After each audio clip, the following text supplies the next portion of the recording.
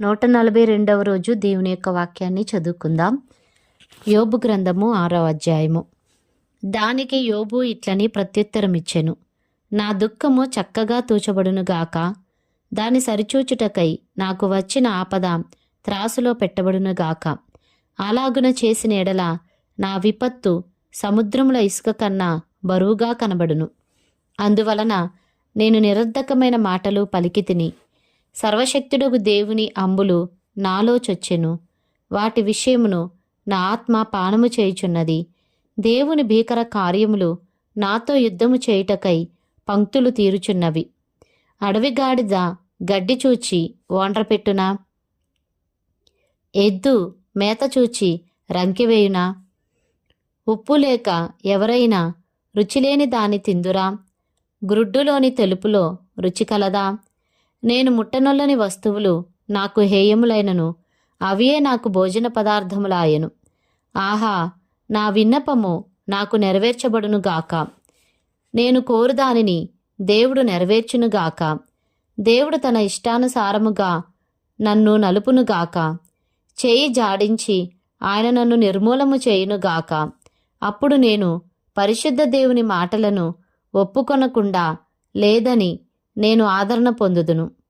మరియు నేనెంత వేదన పడుచుండినను దాన్ని బట్టి హర్షించుదును. నా బలము ఏపాటిది? నేను కనిపెట్టుకొనుట ఎలా? నా అంతము ఏపాటిది? నేను తాలుకొనుట ఎలా? నా బలము రాళ్ల బలము వంటిదా? నా శరీరము ఇత్తడిదా? నాలో త్రాణ ఏమీ లేదు గదా. శక్తి నన్ను బొత్తిగా విడిచిపోయెను గదా. కృంగిపోయిన వాడు సర్వశక్తుడగు దేవునియందు భయభక్తులు మానుకొనినను స్నేహితుడు వానికి దయచూపతగును. నా స్నేహితులు ఎండిన వాగువలెను, మాయమైపోవు జలప్రవాహముల వలెను నమ్మకూడని వారైరి. మంచుగడ్డలుండుట వలనను హిమము వాటిలో పడుట వలనను అవి మురికిగా కనబడును. వేసవి రాగానే అవి మాయమైపోవును. వెట్ట కలుగగానే అవి తమ స్థలమును విడిచి ఆరిపోవును. వాటి నీళ్లు ప్రవహించు దారి త్రిప్పబడును. ఏమీ లేకుండా అవి ఇంకిపోవును. సమూహముగా ప్రయాణము చేయు తేమా వర్తకులు వాటిని వెదకుదురు. షేబా వర్తకులు వాటి కొరకు కనిపెట్టుదురు. వారు వాటిని నమ్మినందుకు అవమానమొందుదురు. వాటి చేరువకు వచ్చి కలవరపడుదురు. అటువలే మీరు లేనట్టుగానే ఉన్నారు. మీరు ఆపదను చూచి భయపడుచున్నారు. ఏమైనా దయచేయుడని నేను మిమ్మల్ని అడిగితినా? మీ ఆస్తిలో నుండి నా కొరకు బహుమానం ఏమైనా తెమ్మని అడిగితినా? పగవాని చేతిలో నుండి నన్ను విడిపింపుడని అడిగితినా? బాధించువారి చేతిలో నుండి నన్ను విమోచింపుడని అడిగితినా? నాకు ఉపదేశము చేయుడి, నేను మౌనునై ఉండెదను. ఏ విషయం అందు నేను తప్పిపోతినో అది నాకు తెలియజేయుడి. యథార్థమైన మాటలు ఎంతో బలమైనవి. అయినను మీ గద్దింపు దేనికి ప్రయోజనము? మాటలు గద్దించుదుమని మీరు అనుకొందురా? నిరాశగలవాని మాటలు గాలి వంటివే గదా. మీరు తండ్రి లేని వారిని కొనుటకై చీట్లు వేయుదురు. మీ స్నేహితుల మీద బేరము సాగింతురు. దయచేసి నా వైపు చూడుడి. మీ ముఖము ఎదుట నేను అబద్ధమాడుదునా? అన్యాయము లేకుండా నా సంగతి మరలా విచారించుడి. మరలా విచారించుడి, నేను నిర్దోషినిగా కనబడుదును. నా నోట అన్యాయముండునా? దుర్మార్గత రుచి నా నోరు తెలుసుకొనజాలదా? యోబు గ్రంథము 7వ అధ్యాయము. భూమి మీద నరుల కాలము యుద్ధకాలము కాదా? వారి దినములు కూలివాని దినముల వంటివి కావా? నీడను మిగులనపేక్షించు దాసుని వలెను, కూలి నిమిత్తము కనిపెట్టుకొను కూలివాని వలెను ఆశలేకయే జరుగు నెలలను నేను చూడవలసి వచ్చెను. ఆయాసముతో కూడిన రాత్రులు నాకు నియమింపబడి ఉన్నవి. నేను పండుకొనున్నప్పుడెల్లా ఎప్పుడు లేచెదనా, రాత్రి ఎప్పుడు గతించునా అని అనుకొందును. తెల్లవారు వరకు ఇటూ అటూ పొరలుచు ఆయాసపడుదును. నా దేహము పురుగులతోనూ మంటి పిల్లలతోనూ కప్పబడి ఉన్నది. నా చర్మము మాని మరలా పగులుచున్నది. నా దినములు నేతగాని నాడెకంటెను వడిగా గతించుచున్నవి. నిరీక్షణ లేక అవి క్షయమైపోవచ్చున్నవి. నా జీవము వట్టి ఊపిరియే అని జ్ఞాపకము చేసుకొనును. నా కన్ను ఇకనూ మేలు చూడదు, నన్ను చూచువారి కన్ను ఇక మీదట నన్ను చూడదు. నీ కన్నులు నా తట్టు చూచును గాని నేనుండకపోదును. మేఘము విడిపోయి అదృశ్యమగునట్లు పాతాళంనకు దిగిపోయినవాడు మరి ఎప్పుడునూ రాడు. అతడికి ఎన్నడును తన ఇంటికి రాడు. అతని స్థలము అతని మరలా నెరుగదు. కావున నేను నా నోరు మూసుకొనను. నా ఆత్మ వేదన కొలది నేను మాటలాడెదను. నా మనోవేదనను బట్టి మూల్గుచుండెదను. నేనొక సముద్రంలోని భుజంగమున నీవెందుకు నా మీద కావలియుంచెదవు? నా మంచము నాకు ఆదరణ ఇచ్చును, నా పరుపు నా బాధకు ఉపశాంతి ఇచ్చును అని నేననుకొనగా, నీవు స్వప్నముల వలన నన్ను బెదిరించెదవు, దర్శనముల వలన నన్ను భయపెట్టెదవు. కావున నేను ఉరితీయబడవలనని కోరుచున్నాను. ఈ నా ఎముకలను చూచుట కన్నా మరణమొందుట నాకిష్టము. అవి నాకు అసహ్యములు. నిత్యము బ్రతుకుటకు నాకిష్టము లేదు. నా దినములు ఊపిరి వలెనున్నవి. నా జోలికి రావద్దు. మనుషుడు ఏపాటివాడు? అతని ఘనపరచనేలా? అతని మీద నీవు మనస్సు నిలుపనేలా? ప్రతి పగలు నీవతని దర్శింపనేలా? ప్రతి క్షణమున నీవతని శోధింపనేలా? ఎంతకాలము నీవు నన్ను చూచుట మానకుందువు? నేను గుటక వేయు వరకు నన్ను విడిచిపెట్టవా? నేను పాపము చేసితినా? నరులను కనిపెట్టువాడా? నేను నీ ఎడల ఏమి చేయగలను? నాకు నేనే భారముగానున్నాను. నీవేళ గురిపెట్టితివి? నీవేళ నా అతిక్రమమును పరిహరింపవు? నా దోషమునేలా క్షమింపవు? నేనిప్పుడు మంటిలో పండుకొనెదను. నీవు నన్ను జాగ్రత్తగా వెదికెదవు గాని నేను లేకపోయేదను. యోబు గ్రంథము 8వ అధ్యాయము. అప్పుడు షూహీడగు బిల్దదు ఇట్లనెను, ఎంతకాలము నీవిట్టి మాటలాడెదవు? నీ నోటి మాటలు సుడిగాలి వంటి వాయను. దేవుడు న్యాయవిధిని రద్దుపరచునా? సర్వశక్తుడగు దేవుడు న్యాయమును రద్దుపరచునా? నీ కుమారులు ఆయన దృష్టి ఎదుట పాపము చేసిరేమో, కావుననే వారు చేసిన తిరుగుబాటును బట్టి ఆయన వారిని అప్పగించెనేమో. నీవు జాగ్రత్తగా దేవుని వెదకిన ఎడల, సర్వశక్తుడగు దేవుని బతిమాలుకొనిన ఎడల, నీవు పవిత్రుడవై యథార్థవంతుడవైన ఎడల, నిశ్చయముగా ఆయన నీ యందు శ్రద్ధ నిలిపి నీ నీతికి తగినట్టుగా నీ నివాస స్థలమును వర్ధిల్లజేయును. అప్పుడు నీ స్థితి మొదట కొద్దిగా నుండినను తుదను నీవు మహాభివృద్ధి పొందుదువు. మనము నిన్నటి వారమే, మనకు ఏమీయో తెలియదు. భూమి మీద మన దినములు నీడవలేనున్నవి. మునుపటి తరము వారి సంగతులు విచారించుము. వారి పితరులు పరీక్షించిన దానిని బాగుగా తెలుసుకొనుము. వారు నీకు బోధించుదురు గదా, వారు నీకు తెలుపుదురు గదా. వారు తమ అనుభవమును బట్టి మాట్లాడుదురు గదా. బురద లేకుండా జమ్ము పెరుగునా, నీళ్లు లేకుండా రెల్లు మొలచునా? అది కోయబడకముందు బహుపచ్చగానున్నది, కాని ఇతర మొక్కలన్నిటికంటే త్వరగా వాడిపోవును. దేవుని మరచువారందరి గతి అట్లే ఉండును. భక్తిహీనుని ఆశ నిరర్ధకమగును, అతని ఆశ భంగమగును. అతడు ఆశ్రయించున్నది సాలెపురుగు పట్టే. అతడు తన ఇంటి మీద ఆనుకొనగా అది నిలువదు. అతడు గట్టిగా దాన్ని పట్టుకొనగా అది విడిపోవును. ఎండకు అతడు పచ్చిపట్టి బలియును. అతని తీగెలు అతని తోట మీద అల్లుకొనును. అతని వేళ్ళు గట్టు మీద చుట్టుకొనును. రాళ్ళుగల తన నివాసమును అతడు తేరుచూచును. దేవుడు అతని స్థలములో నుండి అతని వెళ్ళగొట్టిన ఎడల అది నేను నిన్నెరుగను, ఎప్పుడునూ నిన్ను చూడలేదనును. ఇదే అతని సంతోషకరమైన గతికి అంతము. అతడున్న ధూళి నుండి ఇతరులు పుట్టెదరు. ఆలోచించుము, దేవుడు యథార్థవంతుని త్రోసివేయడు, ఆయన దుష్కార్యములు చేయువారిని నిలువబెట్టడు. నిన్ను పగబట్టువారు అవమానభరితులగుదురు. దుష్టుల గుడారము ఇక నిలువకపోవును. అయితే ఇంకనూ ఆయన నీకు నోటి నిండా నవ్వు కలుగజేయును, ప్రహర్షముతో నీ పెదవులను నింపును. యోబు గ్రంథము 9వ అధ్యాయము. అప్పుడు యోబు ఇలాగున ప్రత్యుత్తరమిచ్చెను, వాస్తవమే, ఆ సంగతి అంతే అని నేనెరుగుదును. నరుడు దేవుని దృష్టికి ఎట్లు నిర్దోషి అగును? వాడు ఆయనతో వ్యాజ్యమాడగోరిన ఎడల 1000 ప్రశ్నలలో ఒక్కదానికైనను వాడు ఆయనకు ఉత్తరమియ్యలేడు. ఆయన మహావివేకి, అధిక బల సంపన్నుడు. ఆయనతో పోరాడ తెగించి హాని నొందని వాడెవడు? వాటికి తెలియకుండా పర్వతములను తీసివేయువాడు ఆయనే. ఉగ్రత కలిగి వాటిని బోర్లదోయువాడు ఆయనే. భూమిని దాని స్థలంలో నుండి కదిలించువాడు ఆయనే. దాని స్తంభములు అదరచేయువాడు ఆయనే. ఉదయింపవద్దని ఆయన సూర్యునికి ఆజ్ఞాపింపగా అతడు ఉదయింపడు. ఆయన నక్షత్రములను మరుగుపరచును. ఆయన ఒక్కడే ఆకాశమండలమును విశాలపరచువాడు. సముద్ర తరంగముల మీద ఆయన నడుచుచున్నాడు. ఆయన స్వాతి, మృగశీర్షము, కృత్తిక అను వాటిని దక్షిణ నక్షత్ర రాశులను చేసినవాడు. ఎవడనూ తెలుసుకొనలేని మహత్తైన కార్యములను, లెక్కలేనన్ని అద్భుత క్రియలను ఆయన చేయుచున్నాడు. ఇదిగో, ఆయన నా సమీపమున గడిచిపోవుచున్నాడు గాని నేను ఆయనను కనుగొనలేదు.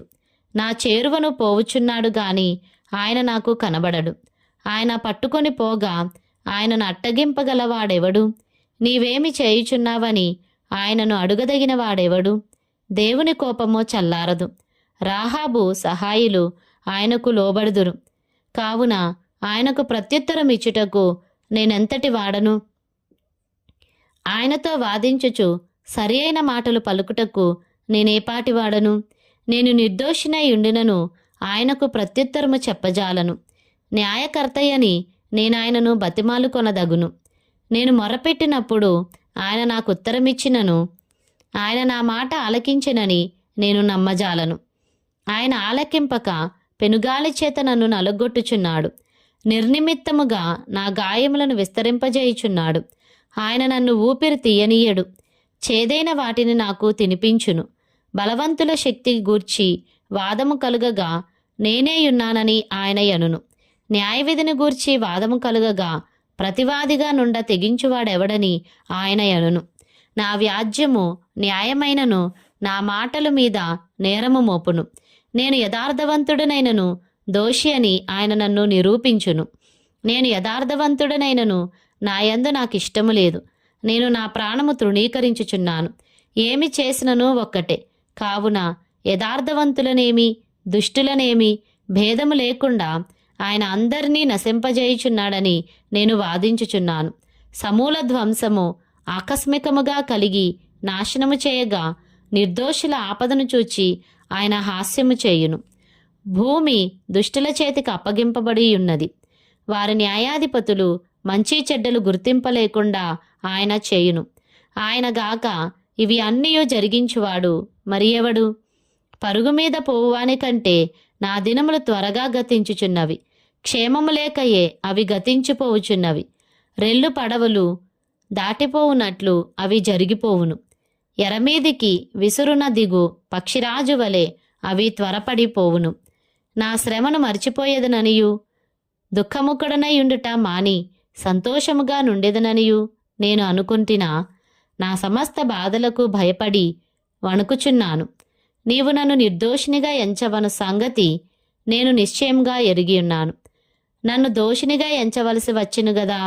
కాబట్టి నాకు ఈ వ్యర్థ ప్రయాసమేలా? నేను హిమముతో నన్ను కడుగుకొనినను సబ్బుతో నా చేతులు కడుగుకొనినను నీవు నన్ను గోతిలో ముంచెదవు. అప్పుడు నేను నా స్వంత వస్త్రములకై అసహ్యుడనగుదును. ఆయన నావలే నరుడు కాడు. నేను ఆయనతో వ్యాజ్యమాడజాలను. మేము కలిసి న్యాయ విమర్శకు పోలేము. మా ఇద్దరి మీద చెయ్యి ఉంచదగిన మధ్యవర్తి మాకు లేడు. ఆయన తన దండమును నా మీద నుండి తీసివేయవలెను. నేను భ్రమసిపోకుండా ఆయన తన భయంకర మహాత్యమును నాకు కనపరచకుండవలెను. అప్పుడు ఆయనకు భయపడక నేను మాటలాడెదను. ఏలైనగా నేను అట్టివాడను కాననుకొనుచున్నాను. యోబు గ్రంథము 10వ అధ్యాయము. నా బ్రతుకునందు నాకు విసుగు పుట్టినది. నేను అడ్డు లేకుండా అంగలార్చెదను. నా మనోవ్యాకులము కొలది నేను పలికెదను. నా మీద నేరము మోపకుండుము. నీవేళ నాతో వ్యాజ్యమాడుచున్నావో నాకు తెలియజేయమని నేను దేవునితో చెప్పెదను. దౌర్జన్యము చేయుట నీకు సంతోషమా? దుష్టుల ఆలోచన మీద దయాదృష్టియుంచుట సంతోషమా? నీ హస్తకృత్యములను తృణీకరించుట నీకు సంతోషమా? నీ నేత్రములు నరుల నేత్రముల వంటివా? నరులు ఆలోచించున్నట్లు నీవు ఆలోచించువాడవా? నీ జీవితకాలము నరుల జీవితకాలము వంటిదా? నీ ఆయుష్కాల సంవత్సరములు నరుల దినముల వంటివా?